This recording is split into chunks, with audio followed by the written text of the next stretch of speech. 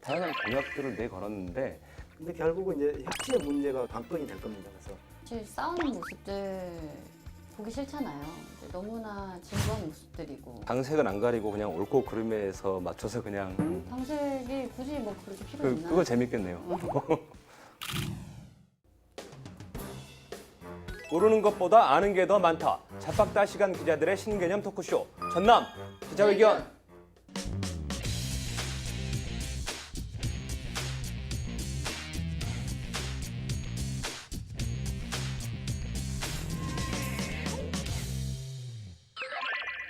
지난 주말은 뭐 올해 단 한 번뿐인 그 황금 연휴였어요. 이 코로나19 때문에 사실 그 이번 황금 연휴는 그렇게 달갑지만은 좀 않지 않았나 싶기도 해요. 좀 다들 어떻게 보내셨습니까? 지나간 줄 모르고 지나갔습니다. 어디 나가시진 않으셨어요? 자전거 라이딩 하는 것 외에는 네. 특별하게 집에서 자가격리 상태에서 송진가도 엄청 날리던데 괜찮으셨어요? 건강이 좋습니다. 네, 저는 가정의 달인만큼 네. 가족들하고 함께 마스크 쓰고 보양식 먹으러 투어를 다녔습니다. 네. 설문조사를 한 걸 보면 뭐 대부분 좀 집에 계시겠다 뭐 이런 분들 굉장히 좀 많았던 것 같아요. 코로나19가 한 100일 정도가 좀 넘었죠. 예, 굉장히 좀 힘들었어요, 우리 사회가. 그래서 사회적 거리두기도 굉장히 좀 긴장감이 유지가 되다가 최근에 종료가 됐고요. 이제 생활 속 거리두기로 전환이 된 점이 이제 최근에 가장 큰 이슈가 아닌가 싶습니다. 그래서 이제 휴관에 들어갔던 그 박물관, 뭐 전시관들 이런 곳들도 다 이제 문을 열었고 운영을 재개를 했는데 뭐 다른 지역들은 현황이 좀 어떤가요? 최근 이제 코로나19 확진자가 10명 이하를 계속 이제 기록을 했었잖아요. 네. 정부가 45일 정도 만에 이제 강도 높은 사회적 거리두기를 좀 종료를 했고 일상생활은 영위하면서 방역은 유지하는 생활 속 거리두기 아까 말씀하신 것처럼 네. 전환을 했죠. 그래서 좀 많이 달라진 것 같다고들 하시는데 사실 그렇게 많이 달라진 것 같다고 저는 생각이 잘 안 들거든요. 어떠세요? 예. 특이한 것은 이번에 코로나19가 확산된 것을 계기로 실제로 감기 환자가 줄었다고 그래요. 그만큼 개인 위생을 정전보다 더 철저하게 한 거죠. 그래서 그런 측면에서는 좀 긍정적인 면이라고 생각을 하고요. 코로나 때문에 이제 생활 속 이런 거리두기 뭐 이런 거 이제 실천을 잘 해야 되겠지만 그 거리두기를 그 해서는 안 되는 분들이 사실 있죠.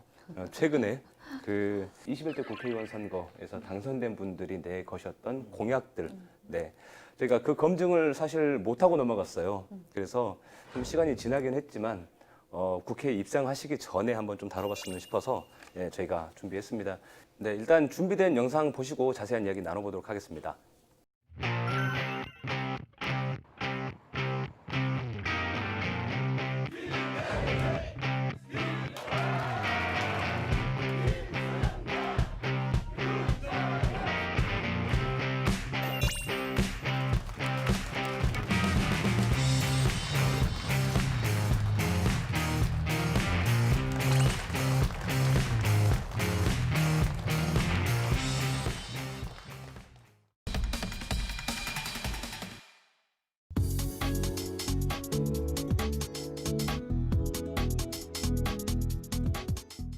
네, 이제 30일이죠.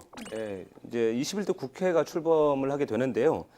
그 두 기자님들께서는 뭐 이번 국회에 어떤 기대를 거시나요? 뭐 과거에 보면 식물국회다, 뭐 동물국회다, 뭐 말들이 굉장히 많았는데 사실 싸우는 모습들 보기 싫잖아요. 이제 너무나 진부한 모습들이고 너무나 많이 봐왔었고 그렇지만 또 안 싸우는 것도 이상한 것 같아요. 건전한 정쟁은 어느 정도 필요하지 않나. 그래서 싸움의 상대가 야당 여당 이렇게 편갈라서 싸우는 것보다는 국민의 권리를 위해서 어떻게든 밝히고 싸우고 이기고 또 상식에 좀 어긋나지 않는 그런 국회였으면 합니다. 그리고 좀 지역구로 예산을 많이 가져오는 그런 국회의원님들이 되셨으면 좋겠습니다. 당색은 안 가리고 그냥 옳고 그름에서 맞춰서 그냥 다 합심해서 싸우고 당색이 굳이 뭐 그렇게 필요 있나? 그거 재밌겠네요. 일단 여권이 이제 다수 의석을 180석 이상을 확보했기 때문에 헌법만 빼놓고는 개헌.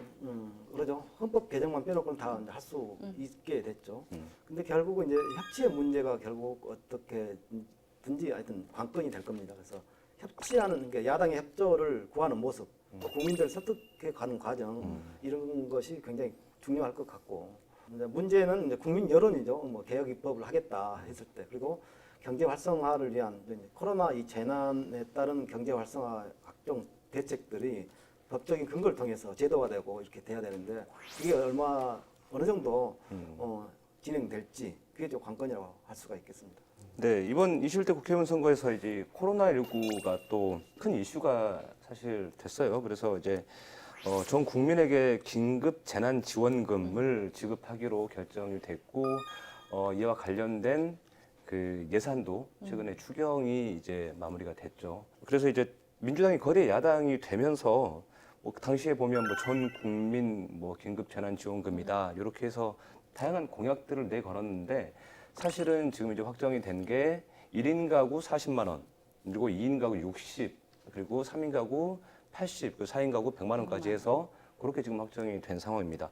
혹시 뭐 자격들이 있던데 뭐 자격이 되시나요? 저는 관심이 없고 우리 가족이 뭐 100만 원을 받는다 네. 그 얘기만 들었어요. 5명이라서. 그러니까 4인 이상이면 무조건 그냥 100만 원이던데. 네, 무조건 4인 기준 해서 100으로 이렇게 맞춰졌습니다. 이게 가구수 기준이더라고요. 네. 등본을 떼보면은 이제 이게 본인이 세대주냐 아니냐 이렇게 확인이 되는데 저는 제가 알고 보니까 세대주더라고요. 그래가지고 저도 40만 원을 받게 됐어요. 그리고 이제 또 코로나19 때문에 고용 시장도 사실 굉장히 좀 어려웠어요 그동안에. 그래서 전 국민 뭐 고용 보험제를 뭐 시행하자 뭐 이런 예. 이야기도 나왔던 것 예. 같은데 이거 구체적으로 어떤 예. 얘기인가요? 현재 고용보험제도가 시행되고 있죠. 근데 이 고용보험제도의 대상을 전 국민으로 확대하는 거죠. 그러니까 뭐 자영업자, 특수고용노동자, 뭐 프리랜서 등 적용 대상을 이제 늘리게 되는 거죠. 늘리게 되면 이제 이 어떻게 보면 이 고용 안전망이 구축된다 이렇게 보는 거죠. 근데 이제 이 재정 문제가 좀 이제 뒤따르고 있죠. 그래서 지금 정치권이나 이런 데서는 전 국민 고용보험제를 도입해야 된다. 이게 이제 주류가 되고 있습니다. 그래서 아마 이게 20대 국회가 개원하면은 이에 대한 이제 여러 가지 방안이 논의가 되고 좀 여러 가지 그 사회적인 합의 과정을 거쳐서 아마 이게 시행될지 않을까 이런 생각이 듭니다. 예. 이게 민주노총에서 과거에 이거 관련해서도 대규모 전국 집회를 한번 했었잖아요. 예, 예. 그래서 예. 이제 고용에 대한 뭐 위기들뿐만 아니라 사실 이제 현장에 있는 그런 노동자들의 어떤 위험까지 그러면서 네. 뭐 산재 이야기까지도 뭐 이렇게 다 네. 했었던 것 같은데 맞습니다. 그런 부분들까지 네. 좀 될까요? 근데 지난해 8월 기준으로 네. 고용보험 가입자 수가 1,352만 8천 명 정도 돼요. 근데 실제 노동자는 전체 노동자는 2,735만 명 정도 됩니다. 그러니까 한 1,000만 명 정도는 1,300만 명 정도는 아직도 고용보험 혜택을 받지 못하고 있죠. 맞는다. 근데 이제 그런 분들이 어떻게 보면 이제 특수고용 노동자들, 그렇죠. 일용직이라든지 네, 이런 그렇죠. 분들. 네, 뭐 프리랜서.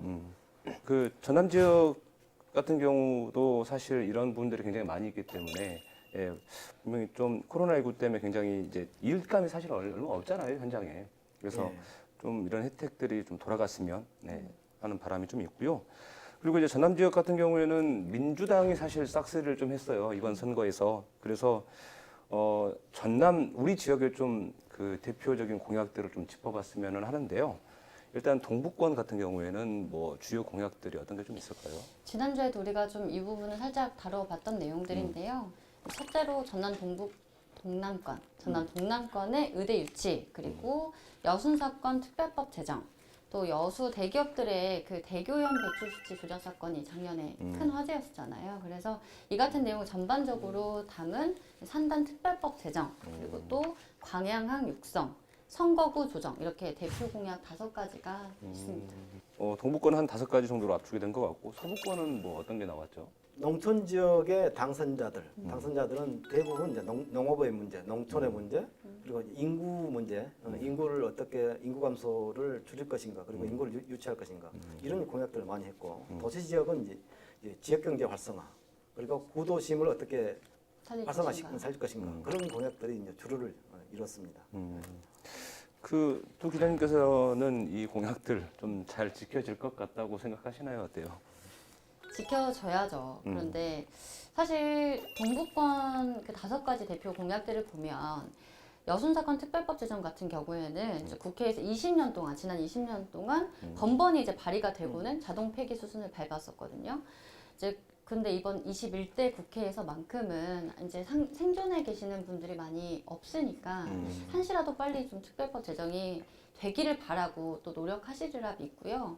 광양항 육성이라던가 순천 선거구 조정이라던가 이런 부분들에 대해서는 이견이 없어요. 그래서 자연스럽게 지켜지리라 믿고 또 산단 특별법도 문재인 정부가 이제 친환경 정책 기조를 가지고 가고 있기 때문에 무리가 없으리라 판단되는데 아까 이제 끌통 기자님께서 말씀하셨던 대로 의대 유치가 정말 전남 동남권에 임기 내에 어렵지 않을까 이런 생각을 하고 있습니다. 정치인들이 지킬 수 없는 약속도 해요, 간혹. 그렇죠. 그리고 정치인들이 강도 없는데 다리를 놓겠다고 공약을 하고 바다도 없는데 배를 띄우겠다고 뭐 약속하는 경우도 있어요. 현실성이 없는데. 우선 뭐 총선 공약 중에서 이제 최근에 이슈가 되고 있는 부분부터 좀 살펴봤으면 하는데요. 좀 유치 경쟁이 좀 치열했던 공약이 하나 있어요. 그 한 1조 원 규모 정도가 되죠. 그 4세대 그 원형 방사광 가속기라는 예. 건데 발음하기도 어렵네. 원형 방사광 가속기. 네. 예. 이게 무슨 그 전도체가 이렇게 뭐 원운동을 하면서 뭘 한다고 예. 하는데 이게 그렇습니다. 어떤 거죠? 그러니까 구체적으로? 전자를 가속해서 그러니까 방사광을 만들어내는 겁니다. 그러니까 고속의 빛을 통해서 그 만들어낸 장비가 이제 뭘 하냐면 일반 현미경으로 볼 수도 없는 것들 그런 초미세 세계를 이제 볼 수 있다는 것이죠. 그래서 이건 이제 뭐 반도체 개발 아니면 신약 개발 이런 데에서 큰 역할을 할 수 있다는 거죠. 그래서 한국기초과학 지원 그 연구원이라고 있습니다. 거기서 나름대로 이 방사광 가속기가 설치가 되면은 그 지역이 13만 7천 명 정도의 고용 효과가 있고 또 뭐 6조 7천억 원 규모의 경제적 효과를 얻을 수 있다. 그래서 각 지역별로 이 유치를 위한 경쟁이 치열한 것 아닌가라는 생각이 듭니다. 근데 사실 이게 아직까지는 좀 확 와닿지는 않아요. 이게 그렇죠. 예. 명칭도 왜? 어려워. 예. 네. 그러니까 아무튼 길거리에 네. 이 방사광 가속기 뭐 전남에 유치돼야 된다. 네. 이것만 이제 이렇게 현수막들이 많이 네. 있죠. 설치돼 있죠. 그래서 맞아요. 사람들 이게 아무튼 지역에 이게 도움이 되겠다 이렇게 인식하고 있는 것 같아요, 다들. 인식만 하고 계시는 것 예, 같아요. 예. 너무나 또 알면 이게 복잡해지잖아요. 그렇죠. 많이 알면 다쳐. 다친다. 예, 그럼 다치니까 넘어가는 걸로. 예. 전남 동부권 선거구에 출마했던 소병철, 서동용, 주철현, 김혜재 당선인. 이들은 선거를 보름가량 앞둔 시점에서 이낙연 당시 민주당 중앙당 공동상임선대위원장과 함께 정책 협약을 체결했습니다. 주요 내용으로는 전남 동남권 의과대학 설립과 여순사건 특별법 제정, 순천시 선거구 조정 등 5개 안이 담겼습니다. 여러 첩첩하고 쌓여 있는 과제들 반드시 실현하겠습니다. 예컨대 우리 유과대학 유치라든지 지난 시간에도 한번 저희가 나눠봤던 이야기죠. 사실 좀 뜨거웠죠. 네, 동부권과 서부권의 어떤 정치적인 쟁점화가 돼버린 이 의대 유치.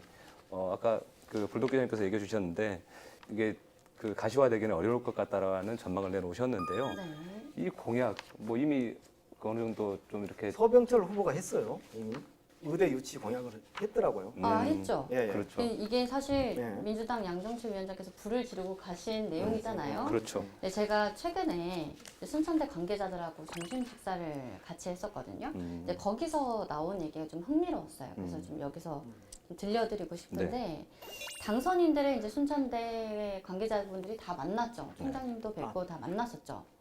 당선인이라는 말은 틀려요. 헌법상. 당선자? 당선자. 당선자. 네. 왜 그러냐면 잠깐 이제 짚고 넘어가야 돼 진짜. 아, 원래 당선 알려주세요. 헌법상 끌턴 기자의 사전 지식 공부하는 기자, 백과. 알겠어요. 공부하는 기자 이제 말하는 거예요. 알겠습니다. 네네.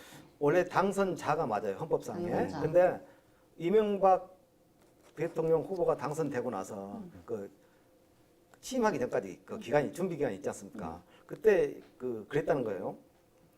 당선자 이렇게 놈자자를 쓴 게 놈자자. 문제가 있지 않냐. 그래서 당선인으로 바뀌었어요. 근데 그 당시에 헌법재판소에서 보도 자료까지 냈어요. 그 당선자가 헌법 용어다. 그래서 학자, 기자, 그렇죠. 성직자 이렇게 얘기하지 성직인, 학인, 어. 기인 이렇게 하지 않지 않습니까? 그래서 당선자가 헌법상 용어다. 알겠습니다. 저희들도 기자니까 다 놈자자 당선 써요. 자자를 써드려야 되겠네요. 네. 그렇죠. 예. 아니면 저희도 기인으로 바꿔주시던지.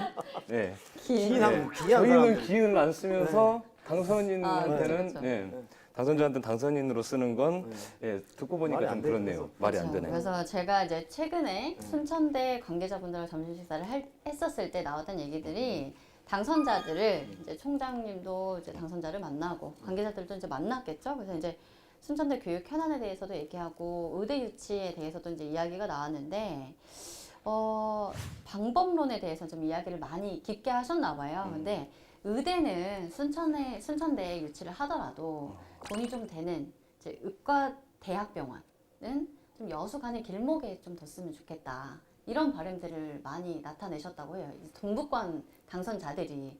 그래서 순천대 입장에서 봤을 때는 돈이 안 되는 의대 뭐 설립 비용에 운영 비용까지 이렇게 다 이제 감수를 해야 되는데 돈이 안 되는 거는 우리한테 맡기고 돈이 좀 되는 뭐 의과대학 병원 같은 경우는 순천이 아닌 뭐 다른 지역에 가지고 가려나 보다 이런 짐작들을 좀 하고 계시더라고요. 제가 지난 시간에 예언을 했잖아요. 광양 딱 쪽에 들어맞았어요. 될 거- 네, 딱 들어맞았어요. 돗자리 깐다니까요. 그러니까 맞추셨습니다. 네. 아니 뭐 주기로 한 건가요? 아니 아직 주기로 한 건 네, 아니에요. 주기로 한 건 아닌데 네. 김칫국부터 그렇게 내부적으로 정리가 되고 네, 있다는 네. 얘기죠. 네네. 네, 빠르네요. 네, 확실히 좀 빠른 감이 없지 않아 있고 경남 일부 지역까지 주민들이 이용할 수 있도록 할 네. 수밖에 없을 겁니다. 예. 그렇죠. 네.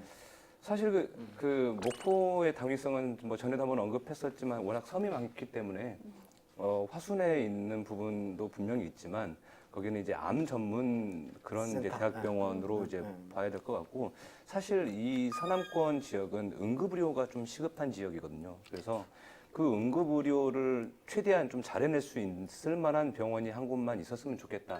사실 이게 지금 이 지역의 정서인데 꼭 의대가 아니더라도 좀 공공의료기관이 그 정도의 좀 실력을 갖춘 병원들이 예, 의료진들이라든지 이런 지원들만 좀 되더라도 지금보다는 훨씬 좀 나아질 거라는 생각은 분명히 좀 있어요. 그래서 반드시 어떤 의대 유치로만 볼 게 아니라 요거는 공공의료를 좀 더 이렇게 확장해서. 튼실하게 확장할 수 있는 방법을 좀 찾는 것이 좀 더 현실성이 있는 방법이 아닐까.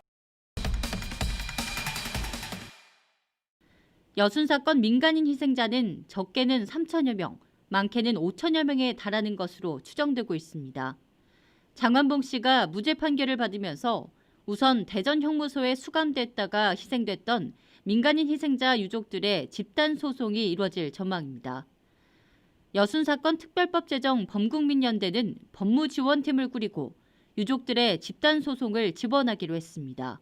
21대 국회에는 특별법 제정에 대해서 범시민적으로 이거를 이제 운동을 펼쳐 나갈 것이고요. 이쪽 지역의 지방자치단체, 그다음에 의회, 모든 정치인들에게 촉구를 할 것이고 또 시민들의 역량을 모아서 특별법 제정이 이제 확산시키는 일이 이제 중요할 것 같고요. 그리고 이제 동북권 쪽도 한번 좀 봐보죠. 네. 그 동북권 이번 국회의원 당선인 중에서 아까 5개 공약 중에서 말씀하셨던 것 중에서 한 3번째 정도 나왔던 네. 여순 사건. 네, 예, 맞습니다. 특별법 제정 그게 지금 가장 중요한 문제인 것 같은데 네네. 뭐 어떻게 진행이 되고 있나요? 그건? 제가 앞서서 이제 여순 사건 특별법이 지난 20년 동안 국회에서 번번이 좀 무산이 됐었다 이런 네. 말씀을 드렸었는데요. 20대 국회가 아무리 식물국회라고 해도 네.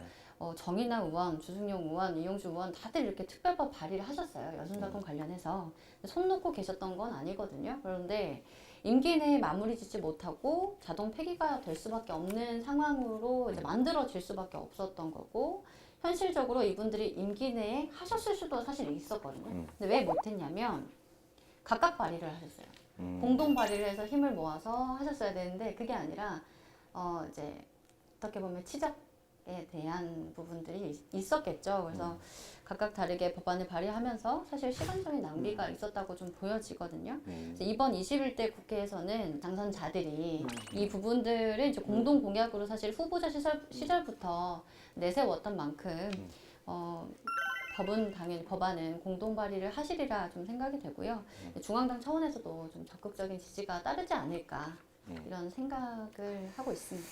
이게 쓰이는 용어 하나만 가지고도 굉장히 이렇게 발끈하시죠. 예, 그 민감했던 그런 사건인데 이게 그러니까 1948년 그러니까 10월 광복 해방을 막고 또 한국 전쟁 사이에 있었던 그 시대적 배경을 좀 갖고 있는데 당시에 그 대한민국 정부 수립을 해야 되는 과정 속에서 제주 4.3과 네. 여수 순천 사건이 같이 연결돼 연계돼 있죠. 맞물려 있는 예, 거지 않습니까?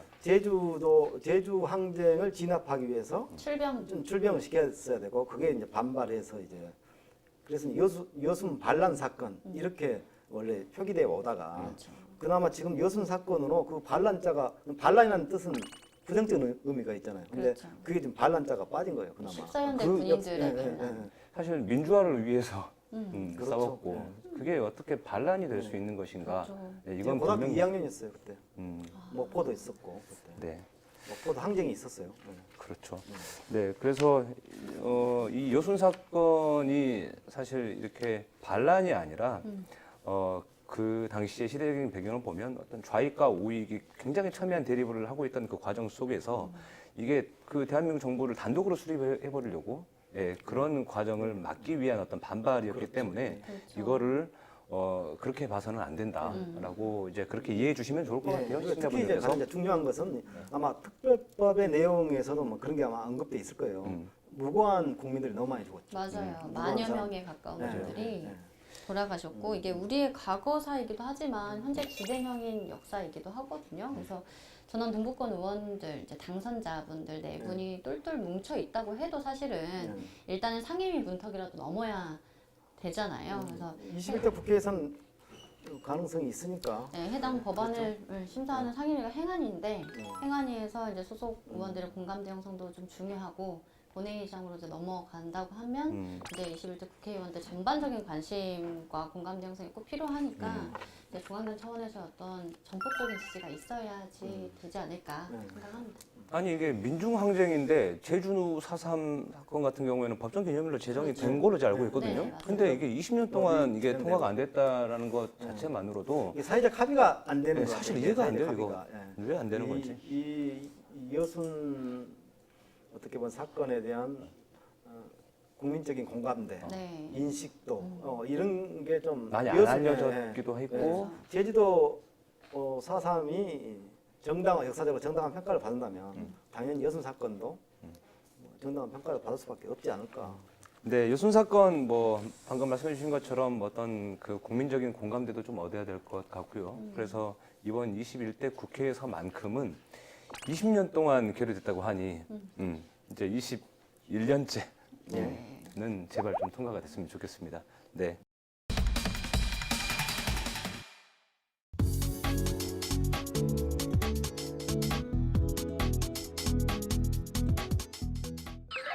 네, 이번엔 그 우리 지역 당선인들이 내걸었던 공약 중에서 좀 독특하거나 눈여겨볼 만한 그런 공약들이 좀 있나 싶은데 좀 있나요? 소개 좀 해주시죠, 있으면. 예. 해남 진도 완도 그 당선자 윤재갑 후보의 공약입니다. 인구 문제 해결을 위한 이제 공약인데요. 지금 해남이 인구가 7만 명이 무너질 위기예요. 무너질 위기. 그리고 뭐 완도도 5만 명인데 아슬아슬하고 진도 3만 명인데 모두 이제 조만간 그 선이 무너질 것이다 이렇게 보고 있어요. 그래서 윤재갑 당선자는 선거 때 이런 공약을 했어요. 외국인 노동자 특구를 만들자. 외국인 노동자. 이게 농촌에 어떻게 보면 일손이 부족하니까 지금 현재도 외국인 노동자들 많이 이렇게 고용하고 있지 있으시죠? 않습니까? 그래서 예. 아예 특구로 만들어서 정부 차원에서 이들의 비자 문제를 좀 해결하자. 뭐 비자를 지금은 뭐 1년 단위라면 오히려 그걸 더 뭐 기간 비자를 연장시켜 준다든가 그걸 좀 법제화하자 이런 공약을 했어요. 그리고 또 하나는 마찬가지로 이제 농어촌 지역이다 보니까 해남 진도 완도가 대한민국 호국 관광 특구를 만들자. 그러니까 뭐 거기 뭐 울돌목이 있고 이순신 있고 뭐 그런 게 있으니까 네. 그 호국 관광 특구로 이렇게 엮어서 해남 완도 진도를 엮어서 국가적인 차원에서 좀 이렇게 개발하자 이런 공약을 윤재갑 당선자가 내걸었어요. 또 고흥보성 강진 김승남 당선자는 농어민 기본소득을 제도화하자, 법제화해서 제도화하자. 그리고 무역이득 공유제를 법제화하자. 뭐 이것은 좀 이제 수출하고 농산물 수출하면서 얻는 그런 이득에 대해서 좀 이렇게 하여튼 공유화하자. 그러니까 같이 나눠갖자는 뜻이죠. 구체적인 것들은 안 나왔는데 아무튼 그 이득 무역 이득 공유제를 법제화하자 이게 나왔고요. 농산물 최저 가격을 보장하는 것도 법제화하자. 그리고 농어촌 빈집 활용에 대해서도 이것도 아마 이렇게 법과 제도로서 뭔가 명문화하자 이런 게 나왔어요. 그래서 주로 서남권에서 이번에 출마해서 당선된 당선자들은 대부분 농어촌의 인구 문제와 농어촌 지역의 농업 문제, 농민 문제, 농촌 문제를 대부분 공약으로 들고 나왔어요. 네. 사실 그것과 연관해서도 실제로 이번에 전남 지역의 10명 당선자 가운데 한 5명 정도가 그 농해수위라고 하죠. 예, 농림축산식품해양수산위원회. 예, 이런 이제 농어촌 전반에 대한 부분들을 이제 그 소관하는 그런 이제 위원회를 그 1순위로 꼽았더라고요. 네. 근데 이제 관련돼서 내놨던 공약들을 보면 사실 좀 대동소이하지만 좀 비슷한 공약들이 사실 많았거든요. 그렇죠. 비슷합니다. 농촌 예, 관련된 예. 근데 공약들이. 이계호 당선자, 그러니까 담양 한평 영광 장성 이계호 당선자 같은 경우는 지방 재정을 확충하기 위해서 고향 사랑 기부금 제도를 도입하자. 이것도 그러니까 법제화한다는 뜻이죠. 네. 그런 것부터 시작해서 네. 농어촌 지역 그린벨트 내 민원사항을 좀 그러니까 개발 좀 용이하게 하도록 그린벨트에 좀 벽을 좀 허물자. 어느 정도 장벽을 낮추자. 규제 장벽을 낮추자. 뭐 그런 공약도 했고요. 이거는 이제 20대 국회에서 사실 고향사랑기부금법 같은 경우에는 예, 예. 그때 발의했는데 통과가 예. 안 됐던 예, 그런 예, 법이죠. 예, 예. 네. 뭐 여러 가지 또 자기 고향 그러니까 출향인들이 자기 고향의 학교에 대한 기념 사업을 지원할 수 있는 뭐 그런 사업들을 좀 이렇게 하자 뭐 이런 것도 나왔고요.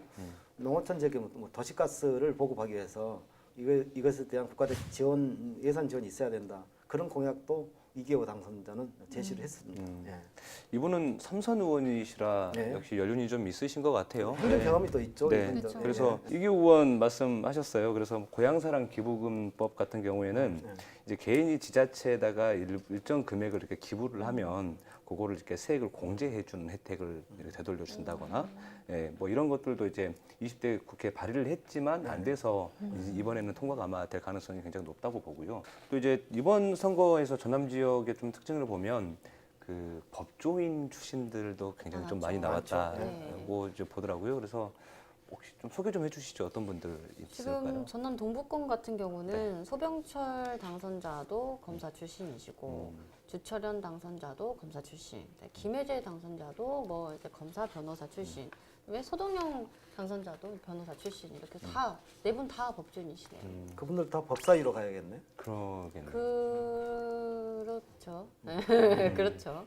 그 전남 동북권 같은 경우에는 이제 강진, 장흥, 보성 그 지역구 공원까지 여기를 본다면 한 5명 중에 한 4분은 지금 초선이세요. 그렇죠. 사실 예, 이제 법조인이시면서도 초선 모두가 지금 다 동일하게 네, 그런 맞아요. 타이틀을 지금 가지고 가시는데 물론 서남권도 한 2분이 있어요. 네, 초선이. 사실 초선이라 좀 걱정도 있어요. 왜냐하면 아무리 좋은 공약을 내놨다 하더라도 사실 중앙정부와의 경험 그리고 인맥 이런 것들이 없으면 사실 못하죠. 4년 동안 그동안에 내걸었던 공약들을 모두 실현하기에는 굉장히 좀 쉽지는 않거든요. 이 허들이 굉장히 높아요. 그래서 이게 우려하는 시각들도 굉장히 많은 것 같은데 이런 초선분들께서 이 의정 활동을 제대로 하시려면 좀 어떤 허들을 넘어야 될까요? 난 초선이라서 더 잘할 잘할 것 걸로 같다. 기대를 합니다. 기대를 왜냐하면 초선일수록 더 열정이 있거든요. 음. 그렇지 않습니까? 네. 그리고 오래 할수록 이제 어떻게 보면 이제 관성해졌고 그래서 뭐 국회의원이라는 신분이 어떻게 보면 우리 현행 법상은 한 명의 국회의원이 입법기관의 위상을 갖고 있거든요. 네. 그래서 본인들이 의지가 있고 열정이 있다면 저는 잘할 수 있을 것이라고 그렇게 생각을 해요. 저도 뭐 저는 동북권 네 분 다 이제 초선이고 또 법조계 출신이시니까 지역에서 거는 기대가 은근히 더 좀 높은 것 같아요. 이제 사법에 몸담았던 분들이 이제 입법 활동까지 하시니까 입법 활동할 때 제약이 있는 부분이라든지 뭐 이런 부분들은 초선임에도 불구하고 잘 전문이시니까 다 잘 줄이 아시지 있을 거 않을까. 아니겠습니까? 네. 네. 저는 이제 장단이 있을 것 같습니다. 이제 워낙 법을 잘 아시기 때문에 지역에 필요한 법들을 이렇게 쪽집게처럼 그렇죠. 잘 찝어서 좀 미숙한 법들은 보완해 낼 것 같고요. 그리고 또 법의 허점도 좀 잘 아실 것 같아요. 그러다 보면 아무래도 뭐 그런 부분도 보이지 않을까 싶어서 예. 그래서 그런 부분들만 잘 조심하시면 정말 뭐 초선이지만 정말 그 지역에 도움이 많이 될 만한 네, 중진 그런 의원 못지않은 그런 활약을 저도 기대를 하고 있습니다. 네. 공약 가운데 하나인 목포역 지하화는 비현실적이라는 일부 주장도 나왔지만 시도해볼 일이라고 밝혔습니다. 목포에서 유럽을 잇는 유라시아 대륙철도의 출발역으로서 신역사가 필요하다고 강조했습니다. 계획은 그래요. 역 플랫폼은 지하화하고 그 지하 주차장을 만들어냅니다. 그리고 지상은 방금 말씀드린 대로 시민광장, 숲을 조성하고요. 그리고 이제 신역사를 만들어야 돼요. 그러니까 유라시아 대륙철도의 출발역이잖아요. 사실 목포역이. 그러니까 그 대륙철도의 출발역에 걸맞는 랜드마크형 신역사를 만들어 보자라고 하는 게 저의 공약인데. 이제 목포로 한번 좀 넘어가 보죠. 그 목포가 굉장히 이번 선거에서 그 빅 이슈가 됐던 그런 격전지 중에 한 곳이었잖아요. 그래서 이번에 5선에 도전했던 정치구단 박지원 의원을 이기고 김원희 그 후보가 당선이 됐어요. 그래서 김원희 후보가 내걸었던 대표 공약 중에서 보면 목포역을 지하화하겠다 이런 공약을 내걸었는데 이게 과연 실현 가능한 공약인가요? 그러니까 목포역 문제가 네. 지난 90년대 목포역이 현재 원도심에 있지 않습니까? 네. 구도심에. 그래서 90년대 무한 임성 쪽으로 이전하려고 했던 그런 움직임이 있었어요. 네. 근데 그게 결국 이제 무산이 됐죠. 이제 무산된 이유가 원도심을 활성화해야 된다.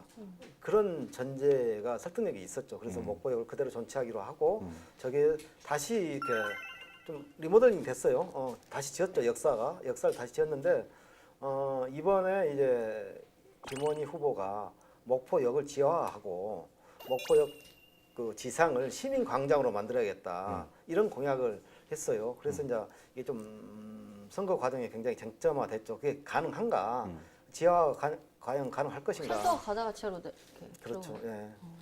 그래서 이제 결국 어떻게 보면 목포역을 지하화하고 그 6만 평 정도의 그 부지를 뭐 시민 공원도 만들고 그러니까 어떻게 보면 원도심을 활성화시키는 동력으로 그 지상에 있는 목포역 부지를 마련하자 이게 취지였거든요. 근데 당선자 본인께서는 이제 그게 가능하다고 했고 당시 이제 경쟁자들은 그게 불가능하다 해가지고 이제 선거 과정에서 어떻게 보면 이게 쟁점으로 이제 부상을 했는데 그 공약을 제시한 목포역을 지하화하겠다고 제시한 김원희 후보가 당선이 됐기 때문에 이제 본인이 아마 그걸 추진을 할 거라고 그렇게 판단이 됩니다. 저는 이제 이렇게 바라봅니다. 사실 이제 목포역의 지하화 이게 왜 필요한가에 대한 어떤 공론화가 충분히 된 이후에 이게 공약이 나왔어야 됐지 않았나 생각이 되고요. 그리고 이제 두 번째는 이 재원 조달 방안입니다. 그러니까 이 지하를 팔려면 막대한 예산이 들어가거든요. 그래서 이 천문학적인 숫자가 들어갈 수 있다. 그리고 이제 당시 저도 이제 그 선거 과정에서 봤어요. 그 SNS에서 어떤 점이 좀 쟁점이 됐냐면 지하를 파면 목포는 원도심이 과거에 그 매립을 했던 지역이기 때문에 물이 샌다거나 이게 무너질 붕괴 위험도 있다. 집안이 그 튼튼하지가 않아서 이제 다양한 이렇게 쟁점들이 붙었었어요 당시에. 그래서 근데 당시에 이제 그 김원희 후보께서 이것에 대한 어떤 그 구체적인 그 대안을 좀 제시해 주셨으면은 그런 것들이 해소가 됐을 건데 말 바꾸기식이었다는 얘기예요. 무슨 얘기냐면 지하화를 전체를 하는 게 아니고 이거를 소규모로 가져가고 나머지는 공원을 만들겠다. 그러면 그 소규모는 어느 만큼이며 그에 따른 예산은 얼마만큼 들어가는가. 사실 이런 것들이 좀 구체화되었었어야 되거든요. 근데 이제 김원희 당선자가 선거 과정에서 좀 구체적인 얘기도 좀 했어요. 어떤 거였냐면 중앙정부 부담으로 1,000억 원 정도 소요될 것이다. 그래서 그 예산 추산을 했고, 지하화 하는데. 네. 그리고 이런 사례도 얘기를 했어요. 2016년에 서울 용산역에서 서대문 마포 쪽에 가자역까지 다 지하화를 했지 않냐. 그래서 거기가 한 6.3km 정도 되는데 4,500억 정도의 그 국가 예산이 투자됐다. 그래서 전액 국비로 했다. 근데 2,000억 원 정도밖에 안 드는데 이걸 왜 못하냐. 할 수 있다. 그래서 국비로 할 수 있는 선례가 있기 때문에, 그리고 이제 부산역 좀 사례도 또 들었어요. 할 수 있다. 그래서 가능하다. 본인 자신 있다고 이렇게 얘기를 하면서 이 첫 번째 공약이 목포역 지하화였어요, 사실. 네. 저도 그 마음에 들었던 것 중에 하나는 거기에 이제 그 광장을 만들면서 당시에 이제 5.18 관련된 것들도 좀 담아내겠다 네. 이런 이야기도 하셨어요. 그래서 목포역 광장이 사실 5.18 당시에도 민주화의 뭐였죠? 성지였거든요. 예. 그랬다고 예, 하더라고요. 그래서 오히려 그런 5.18 그러니까 민주화의 어떤 역사들을 담아내는 것은 분명히 좀 의미가 있다고 저는 예. 봅니다. 이 지하화 어쨌든 공약으로 내거셨기 때문에 충분한 어떤 사회적인 합의를 좀 거치신 다음에 그 추진하셨으면 좋겠다. 예. 네, 그렇게 저는 생각을 합니다. 지난해 4월 여수산단 대기업들이 대기오염 물질 배출 농도를 조작한 사건이 드러나면서 지역사회는 큰 충격에 빠졌습니다. 1급 발암물질이나 미세먼지 생성물질을 다량 배출하고도 적정 기준치에 맞춘 것처럼 수치를 조작했던 겁니다. 당시에 이제 대기오염 문제 굉장히 좀 시끄러웠었어요. 이제 여수 산단의 이제 대기업들의 대기오염 배출 수치 조작 사건이 터진 이후에 이제 영산강 유역 환경청이 이제 관리 감독 권한을 가진 기관이잖아요. 이제 환경청 산하에. 네, 이런 이야기들이 좀 많았었어요. 어떻게 너희들이 관리 감독 권한을 가졌는데 2년 동안 모를 수가 있냐. 그래서 굉장히 좀 질책들이 많았었잖아요. 그래서 실제로 영산강 유역 환경청이 광주, 전남, 경남 일부 제주도까지 관할을 하더라고요. 그러니까 실제적으로 본인들이 관할을 해야 될 기업들이 너무 또 많은 거예요. 그래서 이제 김혜재 당선인은 어떤 얘기를 하냐면 전남 동부권, 그다음에 경남 남해안권만 이렇게 묶어서 섬진강 유역 환경청을 설립을 들어가자. 하자. 그리고 또 이제 이번에 터지고 보니까 이제 주민들은 시청으로, 여수시청으로 달려가는 거죠. 시청으로 달려가서 너희들 왜 이렇게 제대로 안 했냐, 관리감독 제대로 해야지. 근데 권오봉 여수시장이 할 수 있는 게 없어요. 왜냐하면 권한이 없거든요, 지자체가. 다 전라남도가 가지고 있었던 거죠. 관리감독 권한을. 그러니까 이 업무를 차라리 지자체 이양을 하자. 그래서 이제 주민들의 어떤 고발성 내용이라든지 이런 것들을 바로바로 캐치를 해가지고 추진을 하자. 이런 내용들이 좀 담겼고요. 현재는 환경부 산하 이렇게 돼 있죠. 그렇죠, 그렇죠. 이걸 이제 지자체로 이제 이관을 이관을 업무를 하자. 아니 네. 섬진강 유역 환경청은 이제 추가로 영산강 유역 하나 더 환경청처럼 만드는 하나 더 거고. 만드는 거고 전라남도가 가진 이제 환경오염 물질 배출 시설 관리 업무만 지자체에 이양을 하자. 그런 거죠. 그리고 이거를 뭐 법제화하지 않으면 쉽지는 않겠는데요. 그렇죠. 그렇죠. 예. 그렇죠. 네. 그리고 여수산단에 이제 LG화학, GS칼텍스가 5조 원대 공장을 증설을 하고 있거든요. 그래서 네. 한 하루에 그 건설 근로자분들이 많게는 만여 명까지 왔다 갔다 하시는데 샤워 시설이라든지 이런 것들이 없어요. 그래서 흙 묻은 옷을 그대로 입고 퇴근을 하시니까 노동자 건강복지센터를 설치해서 작업복 세탁소, 그다음에 뭐 샤워 시설을 설치하겠다. 이런 전반적인 내용이 담겼어요. 뭐 굉장히 논란이 됐었고 당시에 뭐 여수 시민들 굉장한 어떤 그 배신감이라고 해야 되죠. 그렇죠. 예, 엄청 지역의 컸죠. 대표 기업이 그랬다. 이제 그러면서 그 동부권에서 이것이 굉장히 확산이 좀 많이 됐어요. 그래서 이번 계기로 이런 문제점들이 좀 바로 잡혔으면 하는 바람이고요. 네, 이번 시간은 21대 국회의원 선거 당선자들의 공약과 관련해서 다양한 이야기 나눠봤는데요. 정말 이번만큼은 공수표가 아니라 반드시 실현하는 그런 공약이 됐으면 하는 바람이고요. 그럼 다음 주에는 더 재미있는 이야기로 찾아뵐 것을 약속드리면서 전남 기자회견을 마치도록 하겠습니다. 그럼 다음 주에 다시 만나요.